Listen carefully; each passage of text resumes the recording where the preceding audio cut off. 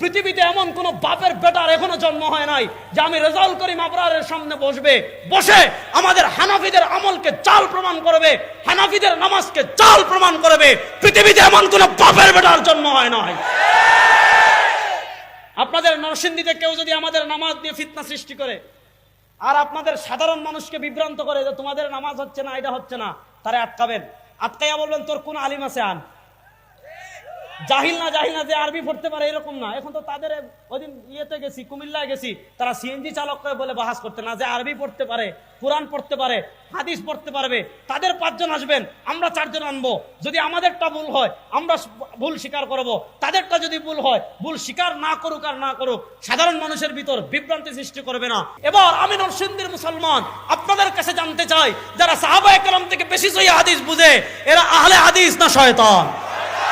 জোরে বলেন, এরা আহলে হাদিস না শয়তান? তারা আমাদের সাধারণ মানুষ যারা আছে, আমাদের সাধারণ পাবলিক যারা আছে, তাদেরকে খুব সুন্দর করে একটা কথা বলে। কি কথা? যে আমাদের তো কোরআন আছে, আমাদের তো হাদিস আছে, কোরআন হাদিস বাদ দিয়ে ইমাম আজম আবু হানিফাকে মানতে হবে কেন? কোরআন হাদিস বাদ দিয়ে ইমাম শাফিকে মানতে হবে কেন? কোরআন হাদিস বাদ দিয়ে ইমাম মালিককে মানতে হবে কেন? কোরআন হাদিস বাদ দিয়ে ইমাম আহমদ ইবনে হাম্বলকে মানতে হবে কেন? এই প্রশ্নটা তারা সাধারণ মানুষের ভিতর ছড়িয়ে দেয়। আজকে আমি খুব সহজ করে, একদম সহজ করে, মাযহাব কি, তাকলিদের প্রয়োজনীয়তা, কেন আমরা ইমামে আজম আবু হানিফাকে মানি, খুব সহজ করে আপনাদের সামনে ব্যাপারটা উপস্থাপন করে আমার বক্তব্য শেষ করব। দেখেন, আজকে আমি আমাদের কিতাব কম দেখাবো, তাদের কিতাব থেকে আমি বিষয়টা বোঝানোর চেষ্টা করব। বোঝানোর চেষ্টা করার আগে আমি আপনাদেরকে একটা প্রশ্ন করব, সবাই বুঝে উত্তর দিবেন।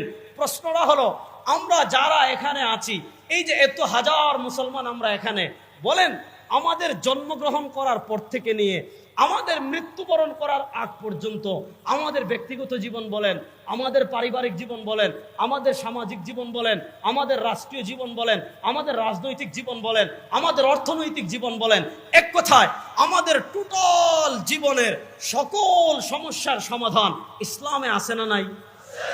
মুখ খুলে বলেন।